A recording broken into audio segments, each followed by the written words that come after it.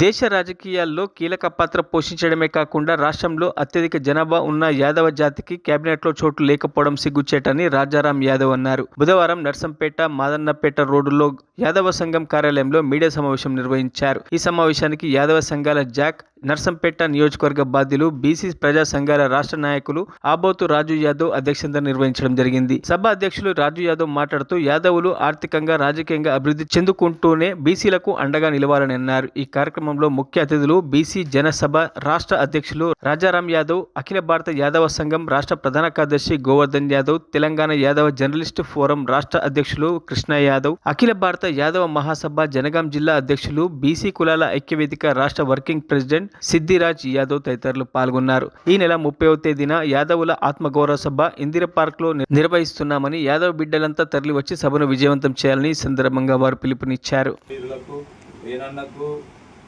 మన గజ్జి కొమరేలన్నకు, లింగన్నకు, కానాపురం మండలం నుండి వచ్చిన ఆబోతు అశోక్ యాదవ్కు మరియు రాజు యాదవ్కు, నర్సంపేట పట్టణ యాదవ సంఘ అధ్యక్షులు ఆబోతు రాజ్కుమార్ గారికి, మనకు ఎప్పటికీ మన వెంట ఉంటూ బీసీల కోసం కాస్తో కోస్తో మనం రోడ్డు మీద తిరుగుతాం. మనం సమాజంలో అన్ని ఇప్పుడు ఇల్లున్నాయి 2-3 సంఘాలే, కానీ అన్న తెలంగాణ ఉద్యమంలో నర్సంపేట ప్రాంతానికి చెందిన రాజ్కుమారాచారి పెట్రోల్ పోసుకొని చనిపోయినప్పుడు అన్న నెంబర్ తీసుకొని అన్నకు ఫోన్ చేసి ఆ అమరవీరుడికి అన్నను అక్కడ శవంకాడికి అక్కడ పంపించినాం. అన్న నాకు ఇప్పుడు కాదు 2009 అంతకు ముందు నుండే గొల్ల కుర్మల కోసం రాష్ట్ర వ్యాప్తంగా తిరిగిన సందర్భంలో ఈ జాతికి పనిచేసేటోళ్ళు, ఈ సమాజానికి పనిచేసేటోళ్ళు అందరికీ ఫోన్లు చేసుకుంటూ మనోళ్ళకి ఏమన్నా ఆపదత్తే మనం ఏ పార్టీలో ఉన్నా కూడా అవతల పార్టీలో మనోనికి అన్యాయం జరిగినా కూడా మనం ఫోన్ చేసి వాళ్ళకు మనోళ్ళు ఇంతమంది ఉన్నారని ఒక ఫోన్ చేస్తాం. మనం ఆ ఏసీపీ కానీ సిపి కానీ వినకపోతే మా వాడికి వదిలేయాలనే విషయాన్ని మనం ఎక్కడున్నా చెప్పుకుంటూ వస్తున్నాం. మీరు కూడా ఈ ప్రాంతానికి ప్రత్యేకంగా వరంగల్ ఉమ్మడి జిల్లాలో ఉన్న యాదవులు చాలా చైతన్యవంతంగా ఉంటారు, ఏ పోరాటంలోనైనా ఉంటారు.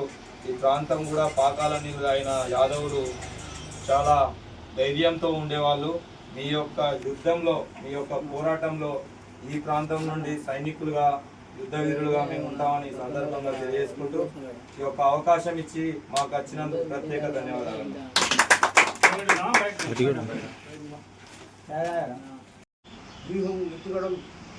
సమయస్ఫూర్తి ఒకరి వెనక్కి తీసుకోవడం, ముందుకెళ్ళడం, యుద్ధం చేసి ఓయి చేసి స్థాపించి 180 కేసులు 6 జైలు కొడుకుపోతే కూడా 1 మంత్ చూడడం.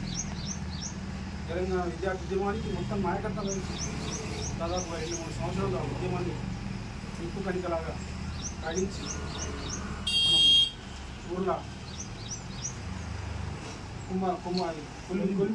కొలిమి రాజేసినట్టు, కమరైన కొలిమి రాజేసినట్టు నిరంతరం ఆ కొలిమిని మండించి తెలంగాణ రాష్ట్రం వచ్చేంత వరకు ఎక్కడ కూడా లొంగకుండా, ప్రలోభాల గురి కాకుండా మాకు వచ్చినటువంటి అవకాశం ఏది గోల్ కొడతారో గోల్ కొట్టి తెలంగాణ విద్యార్థుల యొక్క పౌరుషాన్ని, విద్యార్థుల యొక్క నాయకత్వాన్ని చూపించినటువంటి చరిత్ర రాజారాం యాదవ్. ఇవన్నీ అక్కడికి వస్తున్నాం అన్న, ఈ రోడ్డు ఉన్న మేఘాలు ఇవన్నీ చేసినాం, ఎమ్మెల్యేగా పోటీ చేసినాం. తర్వాత మెయిన్ స్ట్రీమ్ పాలిటిక్స్కి అలవాటు పడిన తర్వాత మన వాళ్ళు వచ్చారు. నేను అలసిపోయింది, అన్న బీసీల కోసం మనం సంఘం పెట్టాలంటే, అరే ఎక్కడ సంఘం మళ్ళీ కొత్త దుకాణం లేదు. నేను హాయిగా వైపు మంచిగా తెల్లబట్టలకు వచ్చిన మంచిగా కారులోకి వచ్చిన ఏదో కాన్షియన్స్ పోతే అక్కడ ఓ కాలేజ్ ఉంది, జూనియర్ కాలేజ్, డిగ్రీ కాలేజ్ ఉంది, అక్కడ కూర్చుంటే జనం వస్తారు. ఇంకా భోజనాలు చేసి సాగు పిండి మంచి శనం కలకరించి అక్కడ నుంచి హైదరాబాద్కి వస్తే ఆ పార్టీ ఆఫీస్లో ఆ కేటీఆర్ దగ్గర ఇంకో దగ్గర నిలబడి మంచిగా హాయిగా ఆ టీవీ ఛానళ్ళ దగ్గర పోయి ఆ టీవీ ఛానల్లో కూర్చొని టీవీలో మాట్లాడితే అయిపోతుంది, కొద్ది గడిచిపోతుంది. నాకేదో నా భవిష్యత్తులో టికెటో ఏదో ఒకటి అయిపోతుంది. మళ్ళీ ఈ కొత్త దుకాణం ఏందా ఏమైంది అంటే ఎక్కడ దాకా లేదన్న. నిజంగా ఈ క్రెడిట్ ఇవ్వాలంటే లేటర్ వస్తుంది. ఇంకా నలభై రోజు నా ఆ రోజు వచ్చి మళ్ళీ రాలేదు, కానీ ఈ ముగ్గురు వచ్చి నాతో 2 గంటలు చర్చ. రేపు కాదా నేను చేద్దామని వాళ్ళు అలా ఒక పరీక్ష పెట్టి, నేను ఫస్ట్ మీటింగ్ మీరే పెట్టాను, ఆ జనం మీరు తీసుకురావాలి, ఆ భోజనాలు మీరే పెట్టాలి, అవన్నీ చేయాలి. పరీక్ష పెట్టి ఏది లక్ష్మణుడిగా అతను రేఖాబెట్టి తీసుకున్నట్టు మీరే చేయాలని చెప్పేసాను.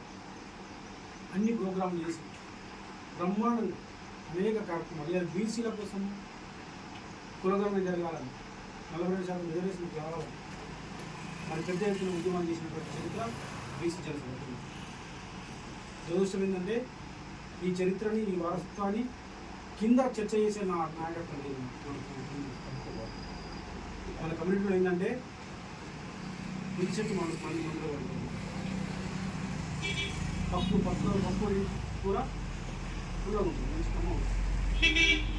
వాడేం చేయడు, వాడేం పోవడం చేయడు, వాడికేం చరిత్ర ఉన్నది. రామదూరం మనం మాట్లాడాలని మనమే వస్తున్నాం. ఆయన అట్ట పొడున్నాడు, ఆయన ఇంత పొడున్నాడు, ఆయన తిట్టున్నాడు, ఆయన అట్టున్నాడు, మాధవరెడ్డి ఎంత పొడున్నాడు, ఆయన ఎంత పొడున్నాడు. మీ కళ్ళ ముందర మీ జనరేషన్లో ఏం ప్రాబ్లం ఉంది, ఏం కష్టం వచ్చింది? భూమి లేదు, భూమిలో జాబ్ లేదు, చదువు లేదు. ఇలా గ్రూప్ 1 ఆఫీసర్గా ఉండేవాళ్ళు. అన్నింటిని వదులుకుని త్యాగాలు చేసి ఇలా ఉద్యమం చేస్తుంటే దీని కింద చర్చ చేయడం జరిగింది. ఫస్ట్ బీసీలకి 42% రిజర్వేషన్ కావాలి, ఉద్యోగం చేయడంలో కావాలి, స్థానిక సంస్థలో కావాలి. మరిన్ని అప్డేట్స్ కోసం మా ఛానల్ని సబ్స్క్రైబ్ చేయండి.